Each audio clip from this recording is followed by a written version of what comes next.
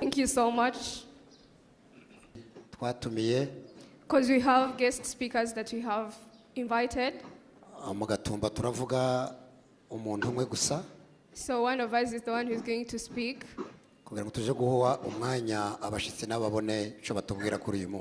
So that we can give the guest speakers ample time.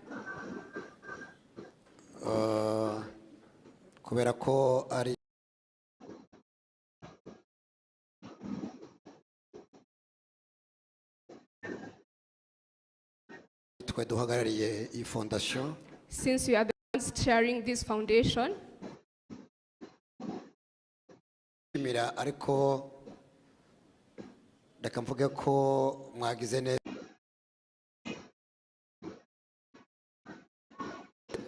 commend you for coming and holding us and comforting us. Those standing behind, we are so sorry. Mugatumba ni ikintu cyabaye igikomere kuri nje umutima. Gatumba became a very huge wound inside me. Mu buryo ndashobora kuzibagirwa.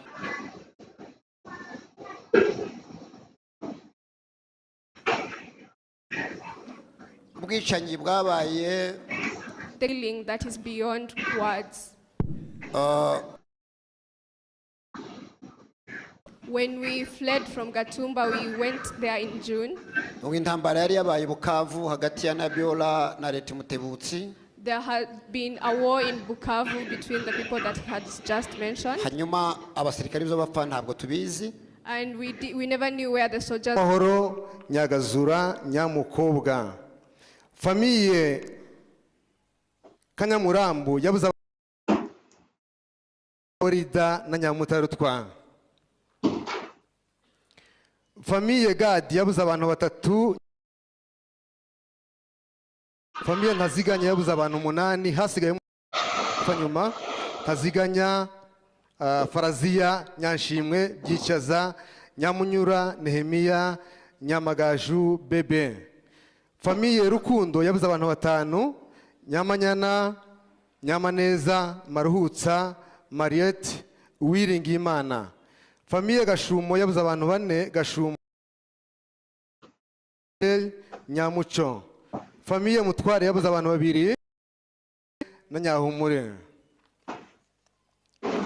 Famille Yeremia yabuze abantu 8 hasigaye Ndagiro Yeremia Kabagwira Nyamubyeyi Biziyaremye Nyamarongo Nyasamaza. Famille Nyamubeza yabuze 6 Nyamubeza Nyabiju Nyamuzungu Murunkwere Nahimana Sebintu Bebe. Famille Gapita Nyakibuguma Musamira Eka na Muvandi. Famille Gategeko yabuze umuntu umwe Gategeko wenyine Sebastien. Famille Rushirukanya yabuze abantu 5 Nyabageni Byiringiro Biganiro Murorunkwere Bukuru. Famille Gombaniro yabuze abantu 2 Abami. Famille Muhebyi Nyantonesha Nyamukire. Famille Rwumbuguza Jonathan yabuze abantu 5 Bienvenue Mugisha Kinoro Kinya Runezerwa Gadi Maria Bisenga. Famille iri hose yabuze abantu 7. Ndibaza ko iyo famille yarazimye nta n'umuntu n'umwe wasigaye.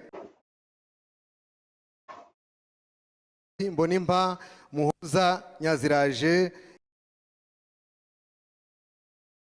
nanone murumuna wiwe yabuze abantu batandatu, nayo nta Muco, Mirika, Mutimukeye, Gitati, nanone ni murumuna wabo muri yari famiye y'Abasinga rigizwe n'abagabo hafi y'abantu 4, Gitati, Yoramu, Nyanza Rumungu yaguyemo abantu batandatu, Rumungu, Munyentwari, Nkunabantu, Muzungu na Nyanziza. Nzovu, Rumungu. Famiye ya 27 ni famiye Mugwema yaguyemo abantu 2, Nyabakobwa na mubwiriza butumwa. Famiye Sebineza yaguyemo umuntu umwe ariwe Sebineza. Famiye Ruhamira Pierre yaguyemo abantu 4, Ruhamira, Nyaruhanga, Ruhumuriza na Mutware. Famiye Rivuzi yaguyemo abantu 2, Rivuzi na Reya. Famiye Rukungura yaguyemo abantu 6, Rukungura, Nyamatungo, Miriamu, Nyamuco, Nyagiciro na Esther. Famiye Byiringiro yaguyemo umuntu umwe, umwana wabo ari witwa Muvandimwe. Famiye Mututsi yaguyemo abantu 3, Mututsi, Nyamboneka na Nyamwiza. Famiye Munanira yaguyemo abantu 2, Mutesi na Nyanziza. Famiye Ntebutsi yaguyemo abantu 10, haje kurokokamo akana kamwe ubu karahari. Ntebutsi, Nyamarera, Nyamasoso, Nangeyo, Nyamanyana, Kambwembwe, Kineri, Nyasamaza, Nyandege na Mpore Ntebutsi. Famiye Seyanja, Nyirangorore na Nyahoza Seyanja. Famiye Mazuru indwi harokotse nk'abahungu babo 2 barahari, Jonas, Nyansusuruka, Nyabageni, Muragwa, Bineza. Famiye Sebineza yagwamo abantu 2, Sebineza Atanazi. Famiye Bututa ariwe papa hagwemo umuntu umwe gusa abandi babashe kuro. Famiye Magohe Joel yagwemo abantu Magohe Joel na Nyirangarura Rose. Famiye Sebikabu yagwemo abantu 5, Sebikabu. Famiye Rutimirwa yagwemo abantu 4, Rutimirwa, Ndayata, Nyamugore na Nyashuti. Famiye Iyamuremye yaguyemo abantu 7, Iyamuremye, Nkobwa, Nyarukundo, Nyamunezero, Nyagiciro, Nyantonesha. Famiye Ngendahayo umuntu umwe, Nyamahiri Bongi, Nyabambe Damari na Nyagazura na. Famiye Ruziga yagwemo abantu 5, Rukundo, Nyambirwa, Toto, Ngani na Biregeya. Famiye Budederi umuntu abantu 7, harokotse abana 2, Damu we, Nyantonesha, Nyambabazi, Sebujisha. Famiye Sebahizi murumuna we yaguyemo abantu 7, amihana. Famiye abantu urumvasiga abantu 2 gusa, Sebahizi, Manyana, Habimana, Nkomezi, Mugisha, Birori na Nyahu. Bigira umwami Yona yaguyemo umuntu umwe, Yona. Famiye Muragizi yaguyemo abantu 2, Famiye Rubonesha umuntu umwe, Rubonesha. Famiye Birungurungu ni umuntu umwe, Birungurungu. Famiye Ruziga umuntu umwe, Rugazura. Famiye Kabuye umuntu umwe, Kabuye. Famiye Mutabazi Esron 2, Roziradi na Nyinawase. Famiye Kigogoro abantu 5, Kigogoro, Muganura, Rukibigango, Beatrice, Bebe. Famiye Rusimbi ni Rusimbi wenyine gusa. Famiye Mututsi ni Mututsi. Famiye Musabwa Yeredi yagwemo abantu 3, Nyabatware, Naijeyi na Nyamasomo. Famiye Marita Muhebyi hagwemo umuntu umwe ariwe Marita Muhebyi. Uvuga ko ibigogo yonyine kwa Matare igitondo kimwe twabashe kubura abantu 230. Icobo n'ubu kirahari, imirambo yabo ahiri Trace.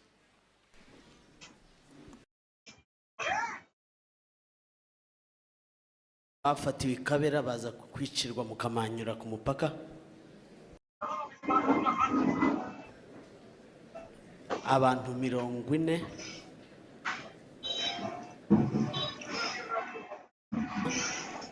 Gashindi Samsoni, Gadi Gashumba,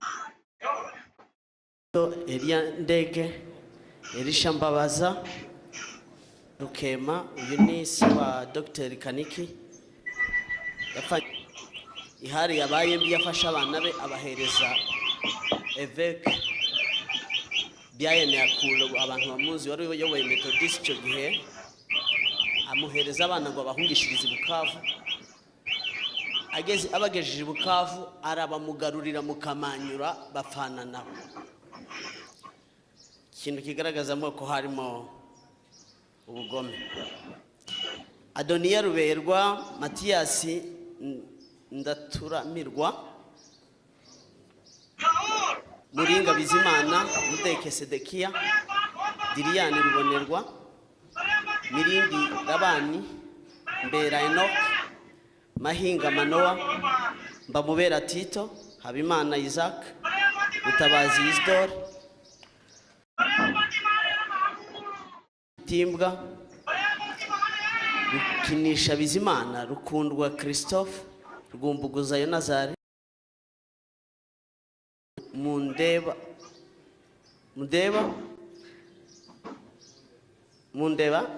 Ntabaresha Kajo, Kiruhura Ndege, Habimana Kashaje, Gatungo Yeremia, Chef Rukamirwa, izina ritibu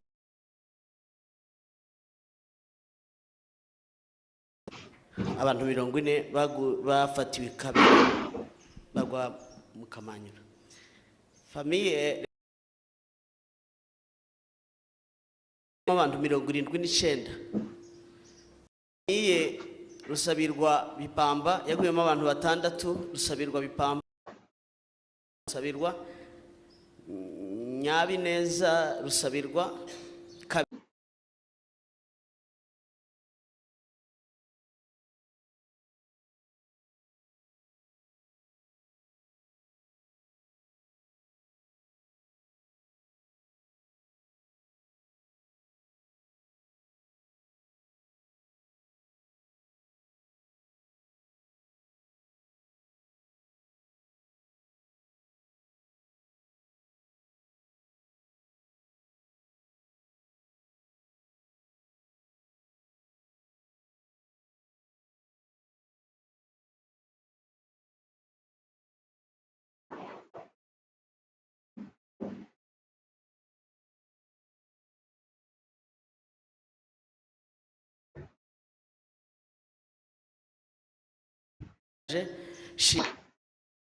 Gatungo Yeremia, Chef Rukamirwa, izina ritibu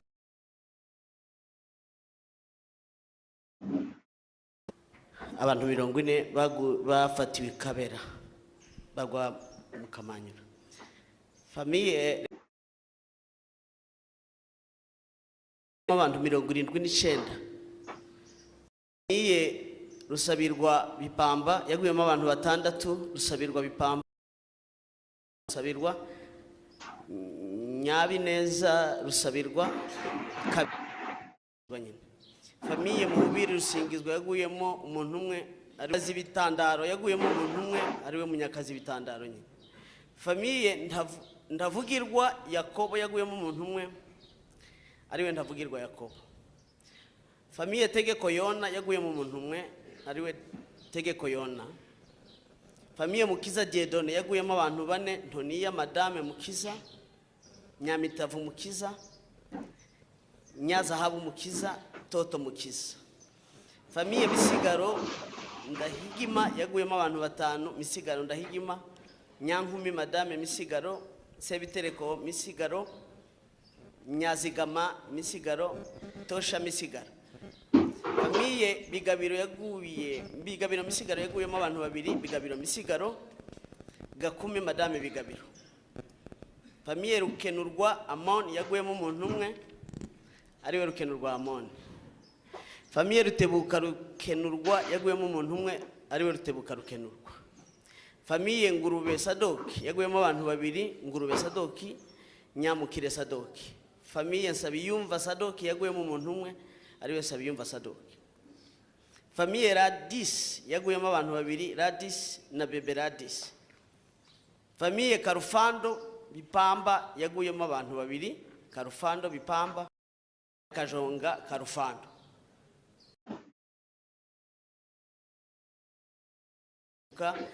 Kereni Madame Amosi, Nyagaju Amosi, Nyamboneka Amosi, Nibizi Amosi, ariwe Gatoni Amosi, na Nyirariburwa Madame Gami Simon.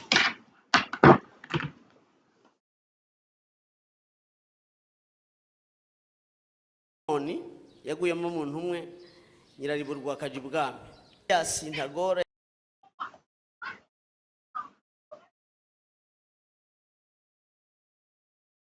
yaguyemo umuntu umwe ariwe Mathias Ntagora. Famiye Ntagora Bitandaro yaguyemo umuntu umwe ariwe Kasabu.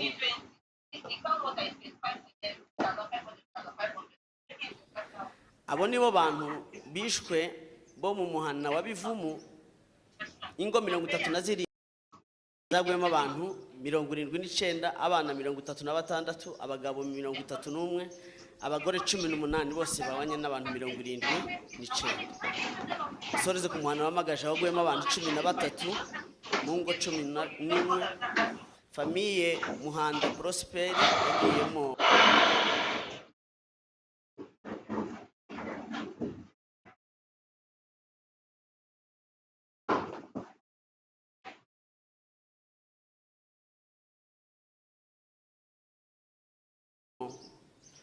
Pastor nyine Muhanda Prosper. Famiye Rukundwa Christophe Rukundwa Christophe.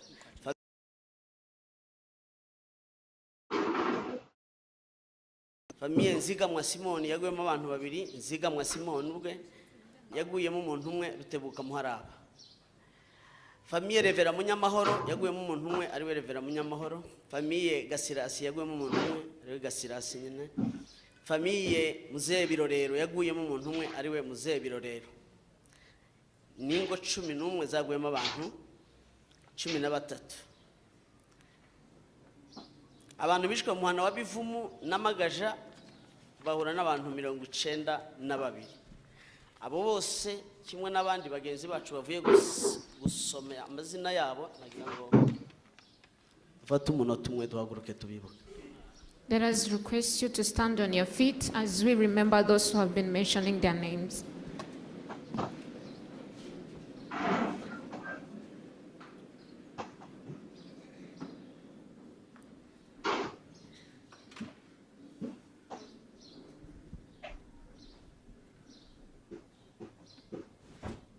Murakoze, mukomeze mwihangane. Thank you so much.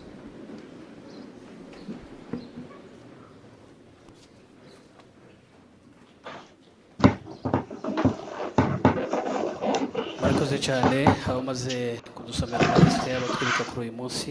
Thank you so much for those who have been reading the names of those who are remembering today. Murankundira rero n'ubundi tuze gukomeza umuhango wo gucana urumuri. You're going to allow me to proceed with lighting the candles.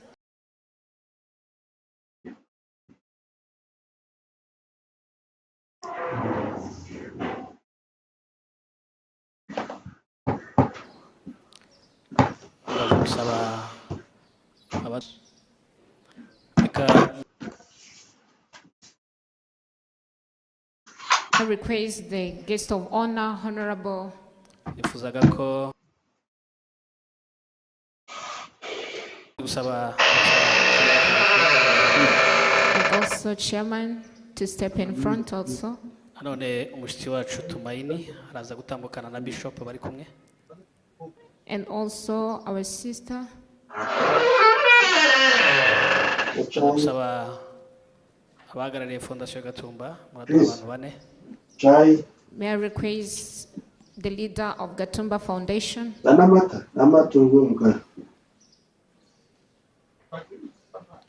gusaba nanone bane bari Ineza n'amata. Bibogobogo.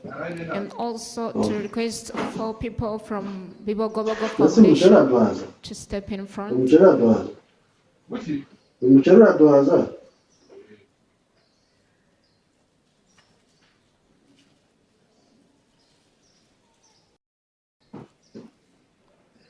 Ndaza gusaba nanone wa chef muri rusange, chef Semahoro nimba ari hafi yatambuka imbere. Let's request those and the region chiefs Ndetse na chef Kanezio nimba bari hafi batambuka.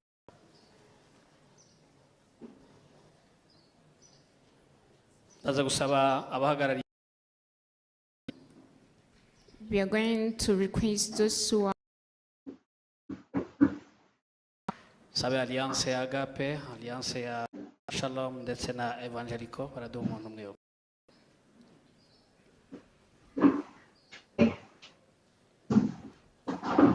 Reka nze gusaba nanone Bishop John ndetse na Bishop Muzungu na Bishop Joseph kuva muri Amerika bigirana imbere.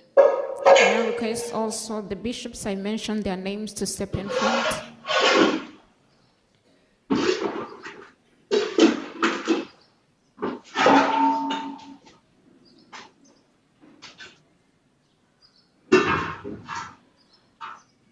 None baza gusaba Apostle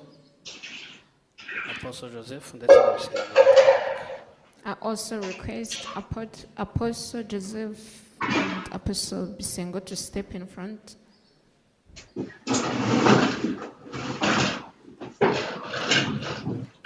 Nanone nze gusaba abashyitsi bacu bavuye muhira baraduha abantu babiri bigira imbere. And also I'm going to request among the patriots from our land, homeland, to give us 2 among them.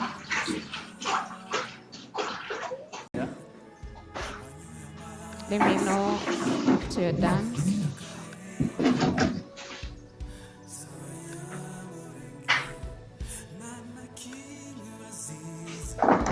Umaze gucana bamusingereza mu gihe.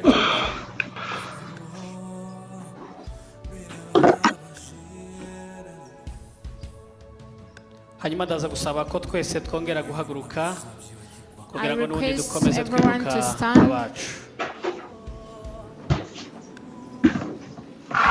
Kubera ko twese n'ubundi tutabona urumuri icyarimwe, barankundira baze kutuzibiriza amatara, hanyuma buri wese urumuri akoresheje telefone yiwe.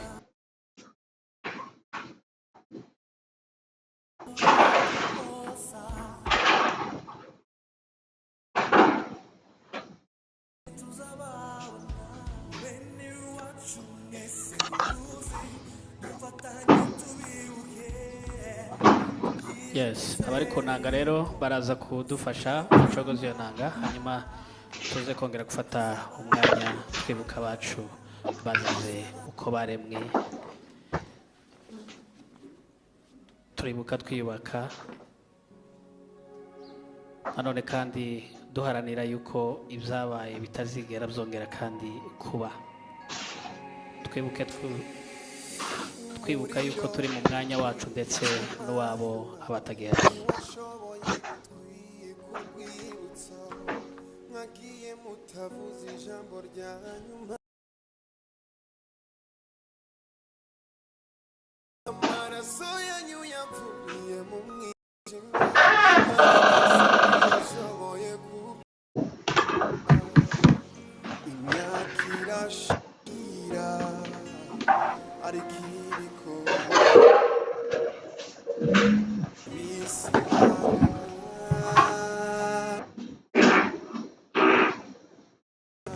Murakoze cyane. Thank you. Abafite buje murahindukira muraza kuzishira inyuma yawe.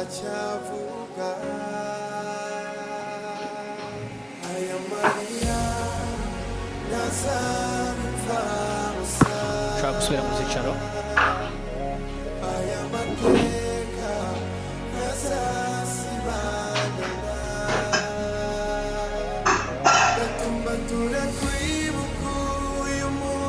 murakoze cyane. Thank you so much. Thank you so much. Ndagira ngo uze gusaba abarokotse ubwicanyi bwakorewe mu Gatumba munyemerere mwigirane imbere.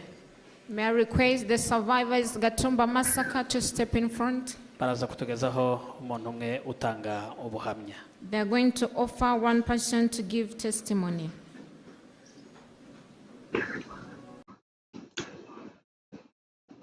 Kubasaba ko mwigiraho imbere ntihaze kugira begera. I request you to come closer. That they should kill us. ubugome bari bafite bazanye projecteur They projector aya matara twita hano ngo ni mulika mwizi They had the light that we usually call Mulika Mwizi here in Kenya. bayerekeza amwe aturuka kuri kaburimbo ayandaza And they lighted it across the camp where they could see us. kandi baravuga ngo ntimuje muri ya mashitingi y'umweru ni bene wacu And they told us, don't go in the white tents, those are our mugaruke people. muri aya mashitingi y'icyatsi niho duha twicaduye Go to the green tents, that's where the people we are targeting are. baraprojeta And then they projected. haba ku manywa It became daytime. usohotse wese uhunze bakamurasa Any person who could flee, they could shoot them. abageze mu Gatumba mu gitondo ya mirambo yose mwabonye yari yegereye kaburimbo So in the morning, all the corpses that you saw online, ba bantu bishwe n'ahari hariho mulika mwizi they were killed at the place where baraturasa they shot us.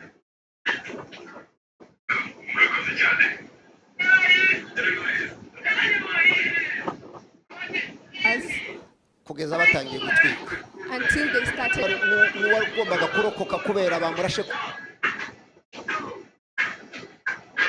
twikwa na shitingi Was burnt down by the tents. hari umuryango baso Was that family they were called Team. umuryango wa Rukungugu That person of Rukungugu. n'umumama bafashe baramubaga It's a woman they took and slaughtered. mukareti Nzabakiza uwo Nzabakiza yaravuye n'umugore wiwe na murumuna we That was the Nzabakiza's wife. and noneho his babura uko brother. bagira baravuga ngo reka tubage turebe umwana w'umututsi uko azayicara mu nda They said, let's kill this Tutsi kid because he is in Heraham.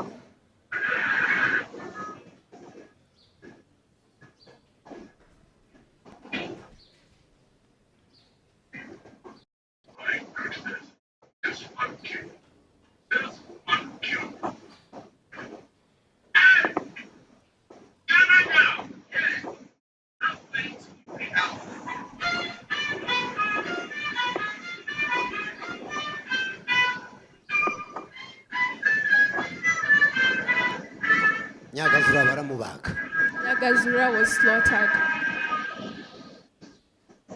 bakuramo umwana They removed the kid in her belly baramwica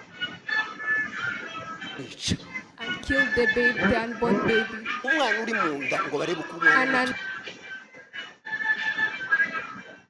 An unborn child. kandi uko mbaye mvuga niko bahoze bavuga Whatever I'm saying is what they were. It's the one they were using. babuze ikinyarwanda They spoke bavuga in Kibembe. bavuga igipfurere They spoke in Kifurere. bavuga amashi They spoke, izo used all those languages in that night. ngo ko barakuza It's because we are Tutsi. ko barakuza kubera ko uri umunyamurenge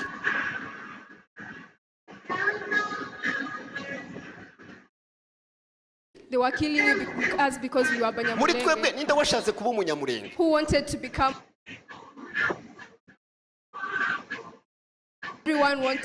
Everyone found themselves in the family that they are in. bene data But they kubera took a kuko yari family of mukomezi 10 children and killed them. ariko dufite imana But we have God. abarokotse muri twebwe ubu nyine bamwe n'abaprofeseri The survivors among us are professors kandi bigisha muri Amerika and they are teaching in America. abarokotse muri twebwe bamwe ni abapapa bafite ingo. Those who survived are fathers, they have families. Abarokotse muri twebwe bamwe ni abashumba Some of our survivors are pastors, bafite amatorero. they have churches. Mu mwaka ushize nabonye pasiteri warokotse Last year I saw a survivor who is a pastor. ashingira abana babiri barokotse, He was marrying off 2 children who were nawe survivors. yararokotse. Icyo gihe niwe wasigaye mu nzu nyine mwarutekereza wenyine witwa Nkingi, He is the one who had survived in his family. ariko yashingiye umwana wa Maremo Gatoni n'undi bose ari abacika. Who were survivors. So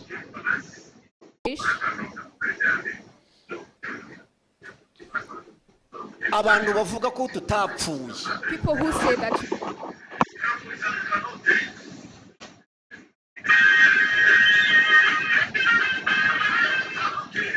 we were not killed. abantu bavuga ko nta bwicanyi bwabaye. Those who people who go to social media and deny the killings that happened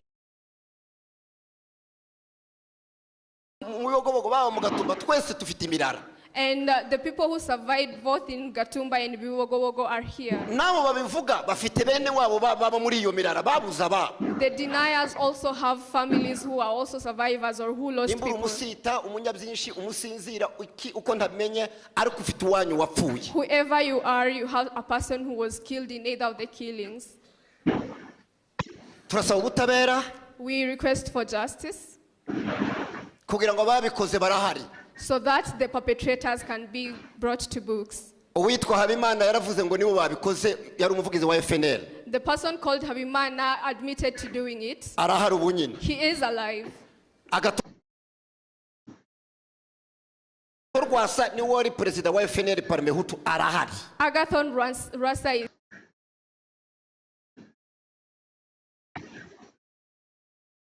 Abashitsi batugendeye kuri uyu munsi. Let us request our guests ability of being where we cannot be. Tubinginge kugira ngo hazaboneke ubutabera. Let the perpetrators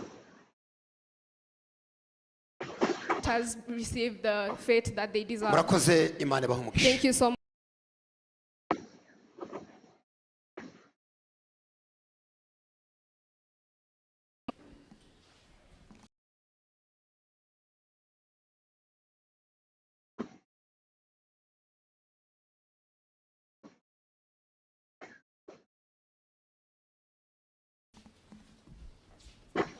We are sorry to everyone. ni ibihe bito Have God and He is with us. ndagira ngo n'ubundi tuze To continue with our plans, ndaza kubasaba ko we request them to stand up here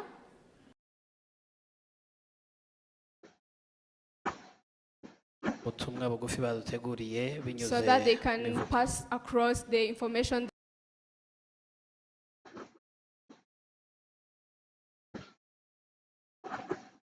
kumva ubuhamya bw'abarokotse mu bihugu karibu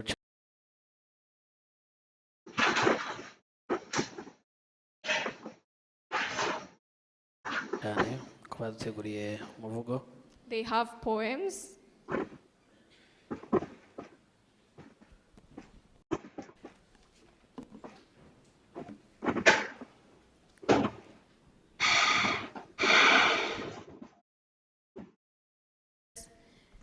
Ladies and gentlemen, good morning. 13 August 2004, the night that took innocent lives because of how God created them. It was a night that left mothers, widows, children, orphans, fathers, widows, and others lost their best friends. The innocent blood flew like a river. There was no mercy. They were slaughtered. They were burnt alive.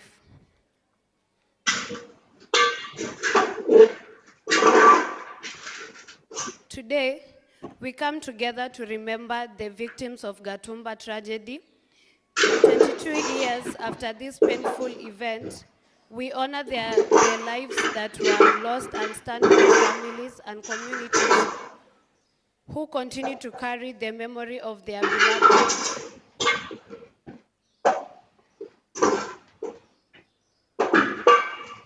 As we commemorate the Gatumba, we are also mindful of the suffering that continues in different parts of our country, including Minembwe, Uvira, and Bibogobogo. Many families have been displaced, lives have been disrupted, and communities continue to face insecurities.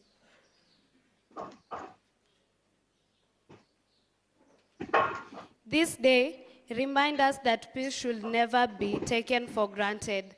It reminds us of the importance of unity, respect for human life, and working together to build a future where everyone promoting peace, reject hatred and division, and supporting each other regardless of our backgrounds. We can educate ourselves, develop skills, work hard, and become responsible citizens who contribute positively to our communities. My advice to the youth is invest in your education, learn valuable skills, embrace innovation, and people of integrity.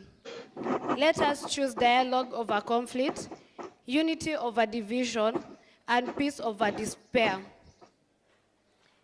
The future of our country is in our own hands, and the choice we make today will shape the nation we live for future generations.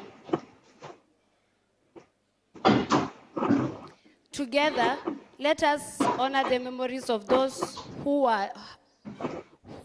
those we have lost by building a stronger, more peaceful, and more prosperous Democratic Republic of Congo. May their soul rest in peace. Thank you, and may God bless our country and its people. Thank you. Our distinguished guests, our church leaders, my fellow community, good morning. My condolences to you all this morning that we are remembering our loved ones. Ryari ijoro ry'umubabaro, ijoro ryuzuye imiborogo, ubwo abacu bicwaga ugwaganyisha ishinyaguro,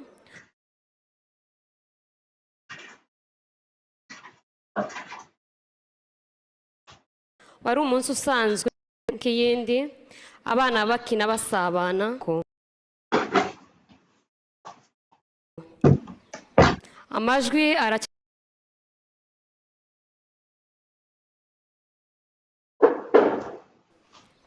Amajwi baragwa bazira uko bavutse. Dreams ababyeyi babura abo barera. Byinduka agahinda iyo isi yose ibaza iti kuki. Children's laughter faded away. Mother's prayers will not hold the day. Homes were lost to fear and flame, leaving only sorrows and names. Ariko urwibutso ntiruzazima, amazina yabo azahora avugwa. Turasaba amahoro arambye, ubutabera bubona inzira yabo. The earth remembers every cry.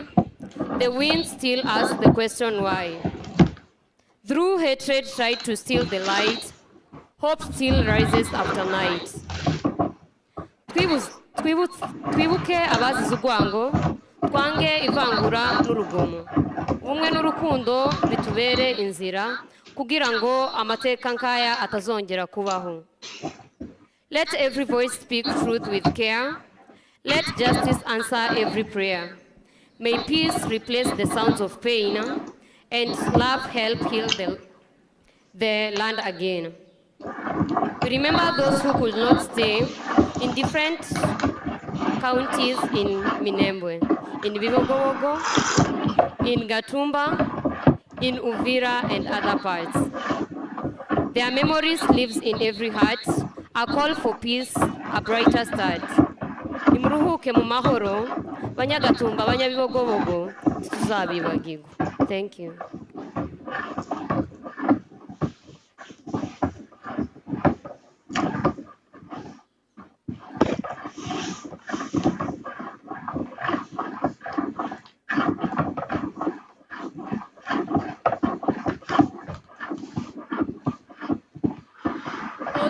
Echoes Observed, good morning. The title is Echoes of Gatumba.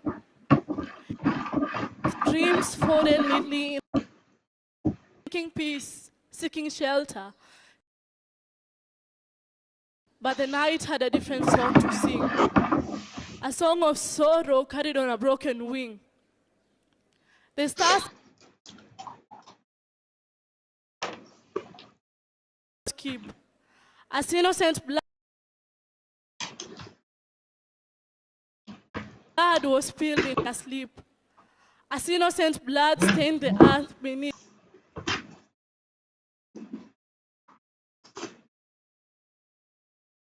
It grows so deep. How does the heart forget to weep? In Gatumba, the fire did more heavy for time to time. A haunting reminder.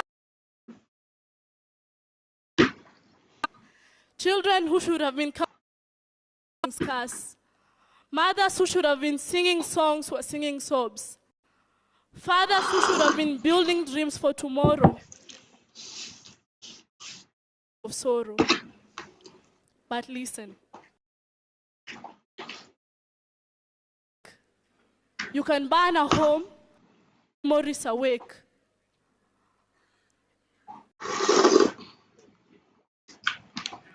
For even in resistance, our voices persist. So today, I stand here, not to reopen wounds, but to remind the world that remembrance is resistance. Thank you.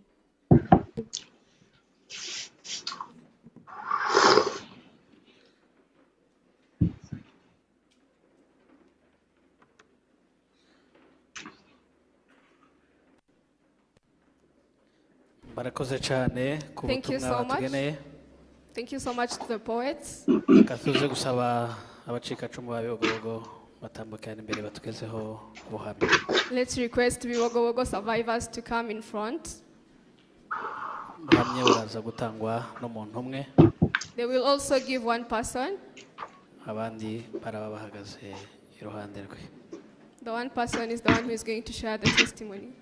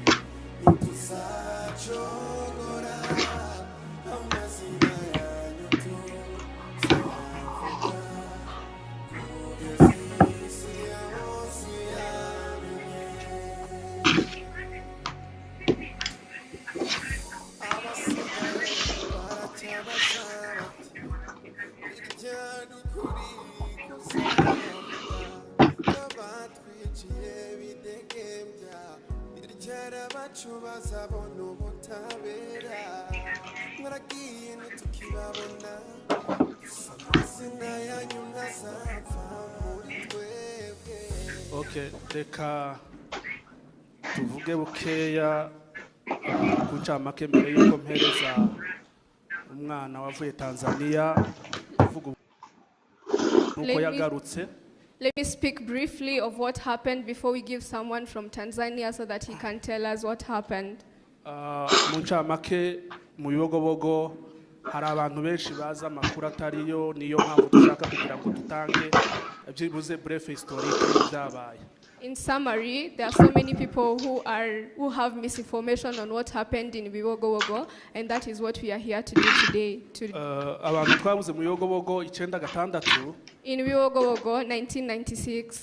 Hari ubwoba bwinshi ico gihe. There was a lot of fear at that time. Tutarababura ndetse batangira kutubwira amagambo avuga ngo bazatujana iwacu Rwanda. And they started telling us that they are going to deport us back to Rwanda. Ndetse n'abapfurero twari duturanye. Even our neighbors Bafurero. Batangira gufata inka zabo bakazishiraho kashe.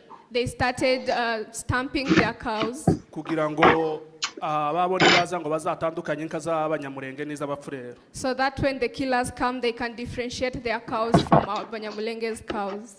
Nyuma dutuye hari kuwa gatatu. So one day, it was around Wednesday, tariki 19 date 19 z'ukwezi kw'icenda of September. umunsi igitero cyazamutse kiza kwa Matare. That is when they started attacking uwo us. munsi ni nawo munsi bafasha abanyakabera babajana Baraka. That's when they took people from Kabera and took them to Baraka. Baraje basanga abantu mu muhana hari kuwa gatatu kubera ko bari basanzwe basenga uwo munsi. They found people in their village